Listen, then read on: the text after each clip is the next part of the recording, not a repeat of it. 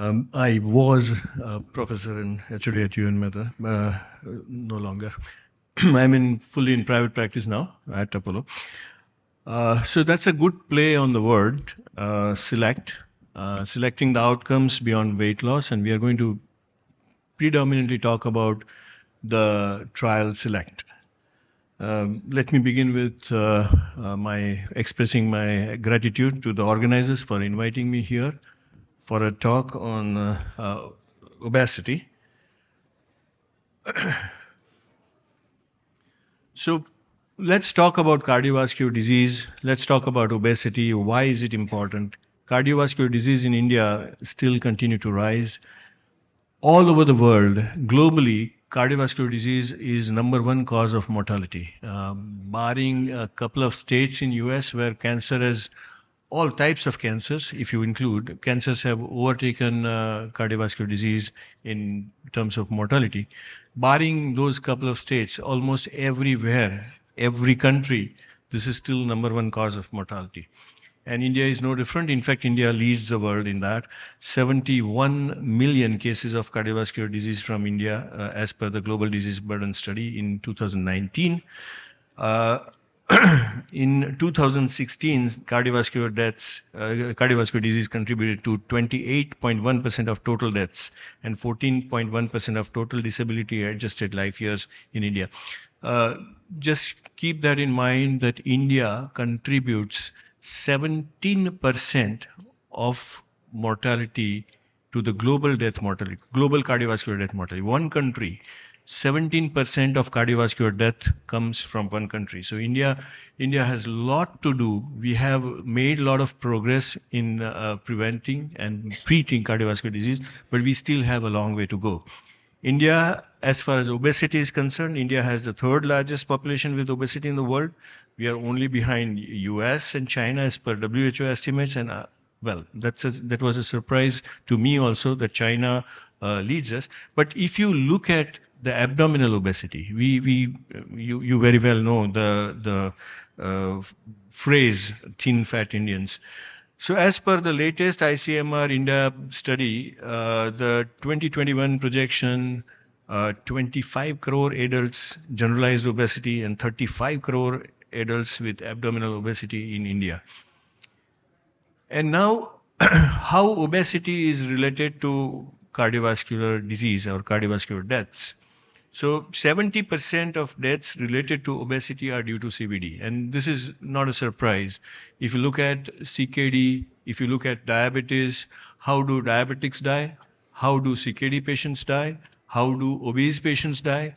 Predominantly, the deaths are CV deaths. So people do not die from end-stage kidney failure as much as they die from cardiovascular complications. Same thing here. Obesity does cause many other diseases, but CV diseases take predominance as far as mortality is concerned. And another interesting thing is seen in this projection is that though cardiovascular mortality has decreased in last 20 years, the obesity-related cardiovascular mortality has not decreased. In fact, it has increased. This may be because of various other factors that prevalence of obesity has gone up, and that may be the reason. But the fact remains that treating an obese cardiac patient has always been a challenge. Obesity is an independent risk factor for cardiovascular events, and that is very important statement. We believe that obese patient or obese person has high sugar levels, high blood pressure levels, high cholesterol levels, and that's why he is subject to increased cardiovascular disease or increased CV mortality. But that is not always the case, because obesity and these metabolic parameters do not always go hand in hand. Metabolic health is one of the most important thing as far as cardiovascular disease is concerned, CV mortality is concerned. Obesity is an independent risk factor. So if someone is obese and metabolically all his parameters are normal, if he is metabolically healthy, even then he has higher CV mortality or higher incidence of cardiovascular disease. And if metabolic health also deteriorates, as it happens in so many obese people, then this is what happens. That you can see here, metabolic abnormalities. I'm not sure whether you can see it very well or not, but metabolic abnormalities are categorized into 0, 1, 2, and 3. And people with normal weight who have good metabolic health, zero metabolic abnormalities, if you compare them with people who have normal weight but metabolic abnormalities to the level of grade 3, they have very high incidence of coronary heart disease. You can see that green dot. But if you look at cerebrovascular disease, that also rises with metabolic abnormalities, but heart failure with normal weight, even with metabolic abnormalities, is not so easy to come by. Look at people who are overweight and people who are obese. People who are obese with zero metabolic abnormality, still they have significantly high incidence of cardiovascular disease, significantly high incidence of cerebrovascular disease, and even more significantly high incidence of heart failure. Increase the level of metabolic abnormality and you see the increase in coronary, cerebrovascular disease, and heart failure like anything. A normal person with grade 3 metabolic abnormalities, compare that to an obese person with grade 3 metabolic abnormalities. The chances of him having heart failure are several folds. So obesity is a disease without metabolically healthy profile. 30% of obese people still can have initially metabolically normal parameters, but they will soon go into that metabolically unhealthy profile. And metabolically healthy obesity still has 38% higher risk of cardiovascular disease and 65% higher risk of heart failure. And metabolically unhealthy obesity means twice the risk. Now that is about weight and cardiovascular disease. We also know that if you achieve weight reduction in these people, in these patients, that improves traditional CV risk profile. So you get the weight reduced and you improve the blood pressure, you improve the sugar levels, and you improve the cholesterol levels also to some extent. Does that translate into improved CV mortality or improved CV outcomes? Yes, it does. But it is not only that. Weight loss, when you try and achieve, we normally always find that it is difficult to get the target level, and it is difficult to sustain the target level. While it is very easy comparatively with today's pharmacology to treat metabolic parameters, to treat cholesterol, to treat sugar, to treat blood pressure, it's much more easier. And that's how we improve our cardiovascular outcomes. Weight loss to improve CV outcomes has never been studied well or never been achieved as an effective strategy, because the problems in achieving weight loss and problems in sustaining that weight. And so far, the cardiovascular outcome trials, when you try treating obesity, have failed spectacularly. If you look at the trials with sibutramine, if you look at the trial with rimonabant, rimonabant was touted as a drug to watch when it came. But then you had those suicidal tendencies, you had these GI side effects, you had some side effects with lorcaserin, cancerous side effects. And unfortunately, linalbupa combination never saw the light of the day. The trials were never completed. So increased CV risk with sibutramine, rimonabant was also withdrawn, and with nalbupa, interim data was leaked, and that's why the trial was stopped, and then the drug changed ownership and the trials never happened. And lorcaserin was withdrawn again because of the cancerous side effects. So SELECT, this is where we come in. Why SELECT is such an important trial for a cardiologist and for, in general, all the metabolic physicians. SELECT was and is one of the largest cardiovascular outcome trials, more than 17,000 patients from more than 40 countries, with a 40 months of median follow-up, and we had roughly 500 subjects from India as well. The design was all obese patients with BMI 27 or more, age more than 45, and no prior history of diabetes, and established cardiovascular disease, either history of MI or history of cerebrovascular event or history of heart failure. All established cardiovascular disease, more than 45, more than 27 kg per square meter BSA, body weight, BMI.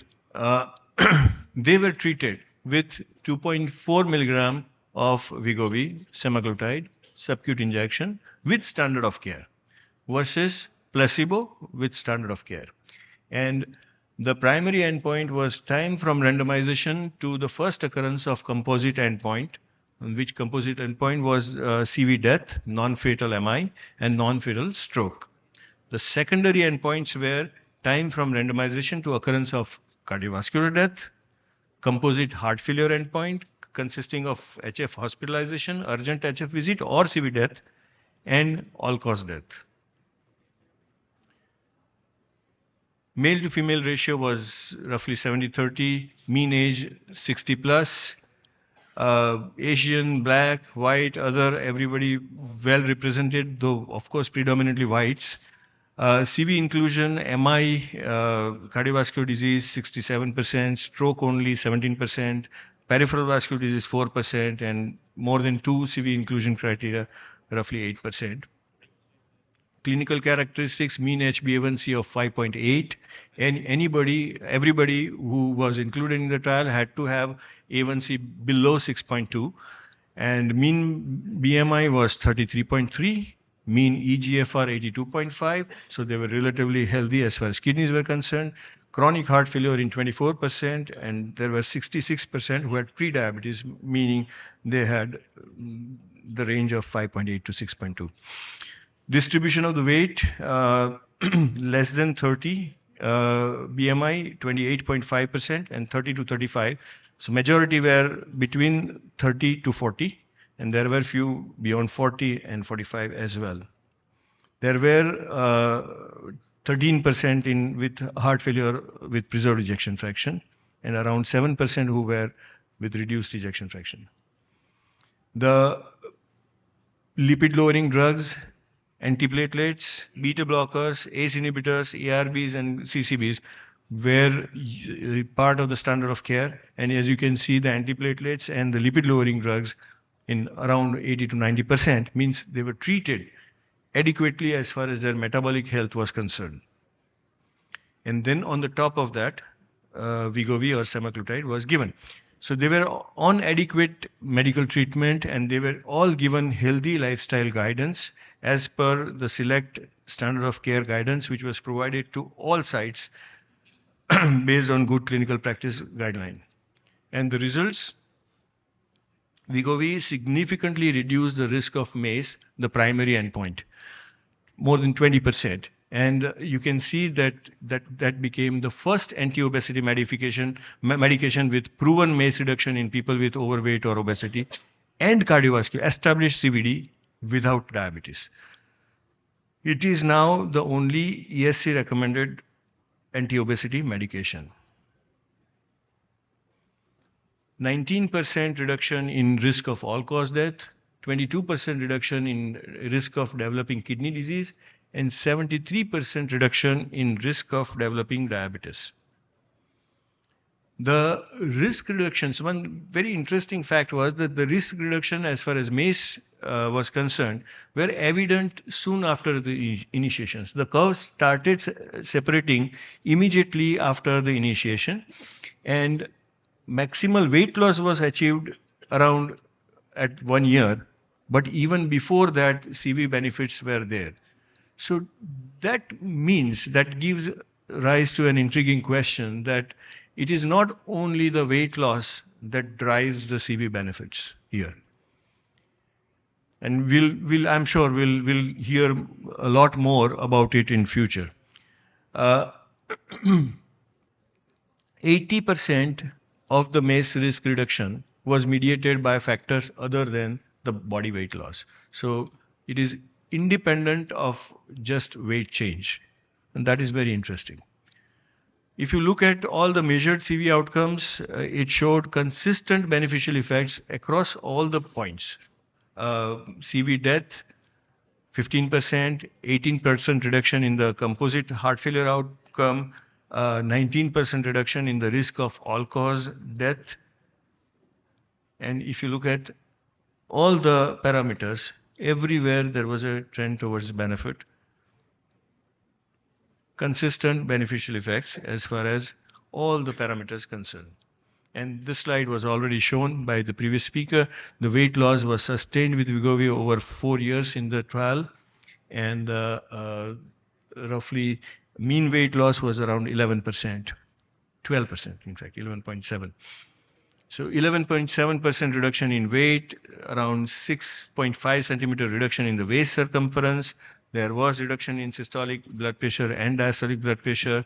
There was reduction in HbA1c, HDL increased, total cholesterol, LDL and triglycerides decreased, and 37.8% reduction in hsCRP.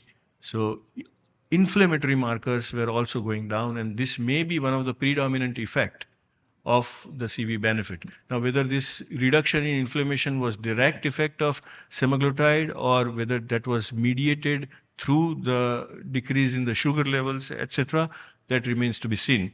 And that needs to be researched further. But the fact remains that it seems that semaglutide works even before the weight loss is achieved completely, or before its peak effect of weight loss on the weight loss. More than half of the participants with prediabetes at baseline reversed to normoglycemia. So overall HbA1c was reduced, and one can say that diabetes reversal or the risk of developing diabetes was significantly reduced, as I mentioned earlier. So the key takeaways from the SELECT trial: this is one of the largest cardiovascular outcome trial with a very diverse population of 17,000 subjects without diabetes, 40 months of median follow-up, and it has shown there is significantly reduced risk of MACE by 20% versus placebo-treated group with standard of care, on the top of the standard of care therapy, and it had consistent beneficial effects across all the CV parameters across all the subgroups. So after 5 major trials, we have a trial which has shown significant benefits as far as cardiovascular outcomes were concerned in treating obesity, in achieving the weight reduction.